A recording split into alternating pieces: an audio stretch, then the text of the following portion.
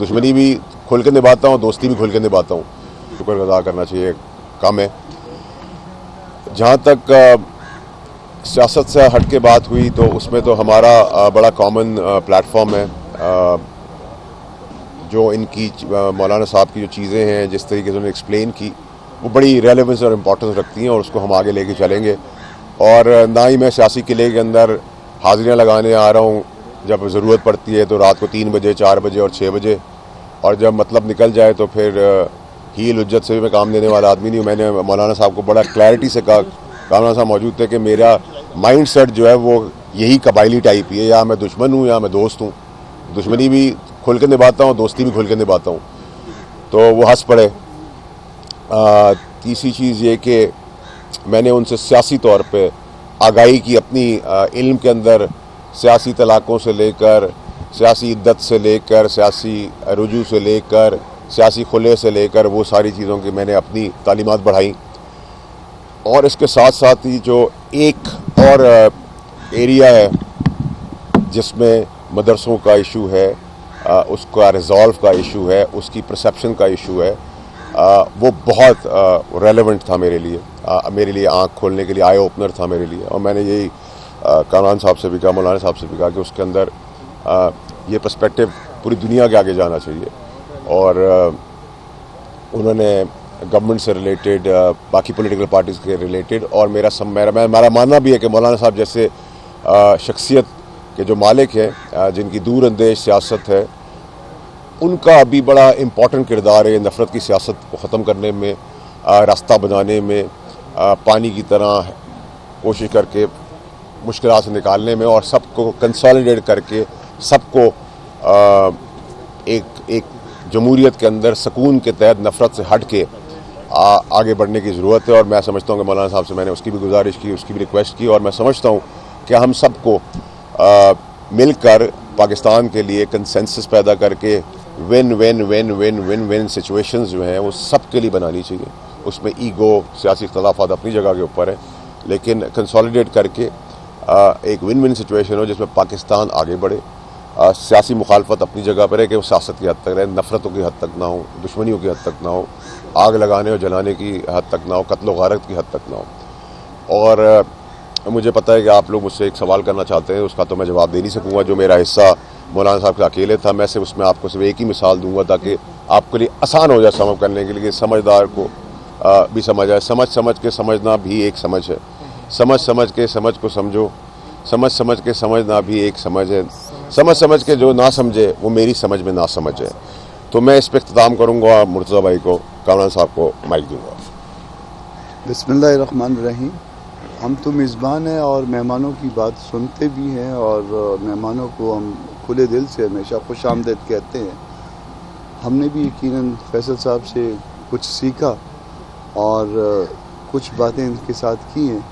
میرا خیال ہے کہ بات آگے بڑھے گی, اور پاکستان کی بات انہوں نے کی ہے. ہم بھی پاکستانی ہیں اور پاکستان کے لیے آگے بڑھنا چاہتے ہیں. بہت شکریہ.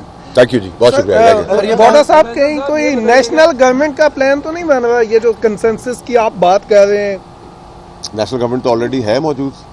پیپلز پارٹی ہے صوبے میں, وفاق نون لیگ ہے, کے پی کے میں ہے. اور کے پی کے کا بڑا امپورٹنٹ ایک سبجیکٹ ہے جو میں بھول گیا بتانا, کہ ان کے ساتھ بڑی ضابطی بھی ہوئی ہے مولانا صاحب کے مینڈیٹ کے ساتھ. اس کو بھی ہائی لائٹ کرنے کی ضرورت ہے. جہاں ہم فارم 47 کا نعرہ لگاتے ہیں وہاں یہ بھی بتائیں کہ کے پی کے میں ان کے ساتھ کیا کیا گیا. جو یہ مخلص ہیں جن لوگوں کے ساتھ, میں اس پہ کبھی کوئی کامنٹ نہیں کروں گا, لیکن وہاں بھی جو پی ٹی آئی نے ان کے ساتھ ان کے مینڈیٹ کے اوپر کیا, میں تو نیوٹرل آدمی ہوں, انڈیپینڈنٹ آدمی ہوں, میں تو بولوں گا. فیصل بھائی آپ نے کہا سمجھ کے جو نہ سمجھے, تو یہ کا واقعہ ہوا اس کے بعد جو سیاسی صورتحال خراب ہو رہی ہے, کیا آپ نے کوئی طاقتور حلقے کا پیغام مولانا تک پہنچایا کہ نیشنل گرینڈ ڈائیلاگس کیے جائیں تاکہ صورتحال بہتر ہو جائے؟ دیکھیں, آپ لوگ بادشاہ لوگ ہیں, آپ لوگوں کی مہربانی ہے. آج آپ لوگ مجھے کسی کا ترجمان بنا دیں گے, کل مجھے کسی کا دشمن بنا دیں گے, کل مجھے کسی اور اپوائنٹمنٹ میں کھڑا کر دیں گے.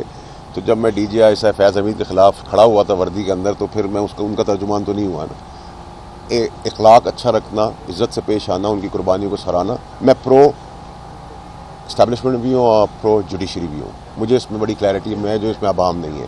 اور اگر میں ان لوگوں کے ساتھ سیکھتا ہوں کوئی چیز, مولانا صاحب یا کامران صاحب کے ساتھ, اور ان کے ساتھ میرا تعلق سیاست سے پہلے کا ہے, مولانا صاحب کے بھائی کا بھی تعلق میرے ساتھ سیاست سے پہلے کا ہے, تو میں تو اس نفرت کی آگ کو بجھانے کے لیے اگر مجھے، میں نے کہا ہے میں اے این پی پاس بھی جاؤں گا، میں ایم کیو کے پاس بھی جاؤں گا، میں سب کے پاس جاؤں گا، حکومت کے پاس بھی جاؤں گا، میں ٹی ایل پی کے پاس بھی جاؤں گا، میں ہر اسٹیک ہولڈر، جماعت اسلامی کے پاس بھی جاؤں گا، میں ہر اسٹیک ہولڈر کے پاس نہیں جاؤں گا کہ مجھے نہیں فرق پڑتا کہ جینز اور چوئنگم چبانے والا جو آدمی ہے اس کی پالیٹکس ہمیں ایکسیپٹیبل نہیں ہے، اور جینز چوئنگم چبانے والا آدمی اگر آگ لگایا تو وہ ایکسیپٹیبل ہے، میں اس کو نہیں مانتا. یہ جو دو مختصر سے سوال ہیں، ایک تو یہ بتائیے گا کہ جو آپ نے کہا ہے سمجھ کے بھی جو نہ سمجھے، میری سمجھ میں وہ نہ سمجھے، یہ کون نہیں سمجھ رہا آپ کی باتوں کو، نمبر 1.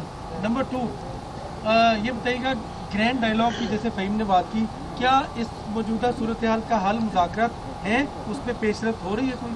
دیکھیں مذاکرات سے آگے چیزیں بڑھتی ہیں، بڑی بڑی جنگیں جو ہیں وہ مذاکرات کی ٹیبل پہ ختم ہوتی ہیں، اور مذاکرات ہی جمہوریت کا حسن ہے. اب مذاکرات اور سیاست امپاسبلز کو پاسبلز کرنے کا کام ہے.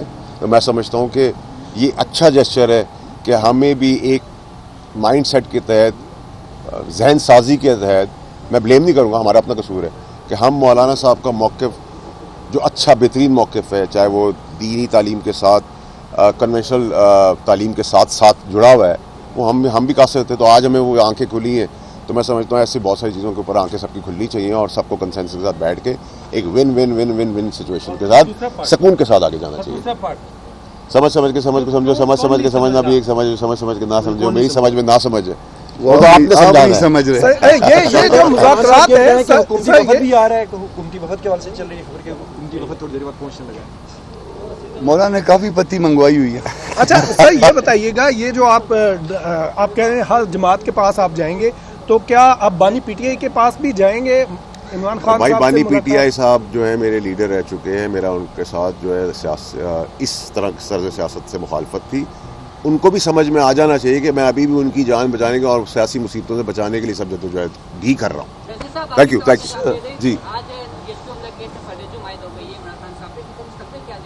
دیکھیے میں نے آپ لوگوں کو سب کو یہ بہت پہلے بتایا تھا کہ یہ جو دھرنا کوئی کال ہوا تھا ابھی 24 نومبر کا، جس میں معصوم لوگوں کے ساتھ کھیلا گیا اور ہمارے جوان بھی شہید ہوئے، میں نے کہا تھا 25 سے یہ چارجز فریم ہو کے کیسز فیصلہ ہونا شروع ہو جائے گا.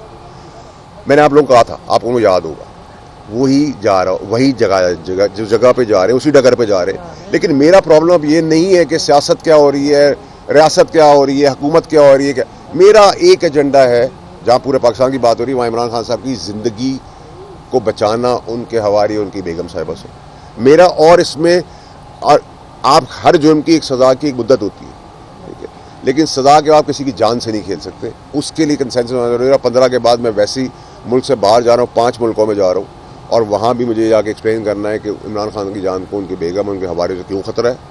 اور یہ جو نفرت کی سیاست جو پولرائز ہو رہا ہے پاکستان، اس کے اندر بیرون ملک بھی لوگوں کو حقیقت بتانے کی ضرورت ہے. صاحب کامران مرتضی صاحب نے کہا تھا کہ 26ویں آئینی ترمیم میں ہمارے ساتھ ہاتھ ہوا، تو وہ کس نے ہاتھ کیا اور کیا ہاتھ ہوا؟ کوئی ہاتھ نہیں ہوگا انشاءاللہ. جو ان کی چیزیں ہیں اس پہ ہم سب ان کے ساتھ لبیک